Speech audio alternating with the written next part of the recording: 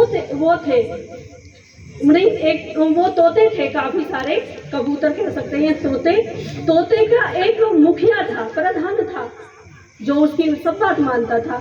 उन्होंने रटा दिया उसको, उस तोते ने कि भाई देखो, हम उड़ेंगे, कहीं दाना दिखेगा, हम उड़ते रहेंगे, बहेलिया आएगा, दाना डालेगा, है ना, हम दाना नहीं चुगेंगे और हम जाल में नहीं फंसेंगे। आया बहेलिया, पेड़ पे बैठे हुए हैं सारे और यही गीत चल रहा है। कौन सा? बहेलिया आएगा, दाना डालेगा, हम दाना नहीं खाएंगे और हम जाल में नहीं फंसेंगे। यही गीत गा रहे बैठे हुए पेड़ पे। आया बहेलिया, दाना डाला, जाल बिछाया और आकर के नीचे बैठ गए। फिर भी यही गीत चल रहा है, बहेलिया आएगा, दाना डालेगा, जाल बिछाएगा, हम जाल में नहीं फंसेंगे, हम दाना नहीं खाएंगे। ये गाना चल रहा है। देखिए उनका जो रटा दिया था, मतलब रट गया लेकिन बुद्धि से नहीं विचारा। तो अब वो क्या करा, उसने जाल को समेटा, सारे फंस गए और कंधे पर लेकर के जा रहा है बहेलिया बेचने के लिए। तब भी यही गीत गा रहे, बहेलिया आएगा, जाल बिछाएगा, दाना डालेगा, हम दाना नहीं खाएंगे, हम जाल में नहीं फंसेंगे। बिल्कुल वही स्थिति आज हमारी है। मैं यही बताना चाहती थी इस उदाहरण के माध्यम से कि यही स्थिति है हमारी। हम कह तो रहे हम संस्कृति के रक्षक हैं, हम संस्कृति सभ्यता को सीख रहे हैं, कहाँ सीख रहे हैं?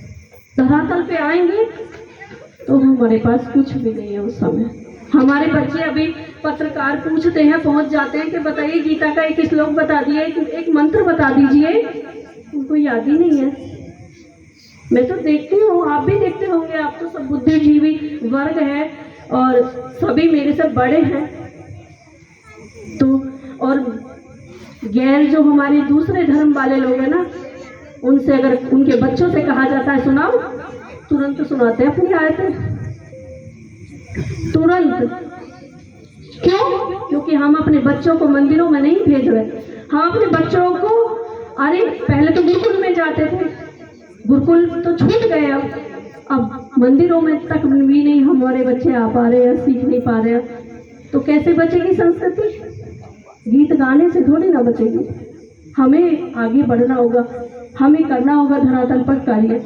तो मैं वो गीत गा रही थी कि वेद पढ़ा जाए और हवन किया जाए, ऐसे परिवार को ही स्वर्ग कहा जाए, जहाँ वेद पढ़ा जाए और हवन किया जाए, ऐसे परिवार को ही स्वर्ग कहा जाए।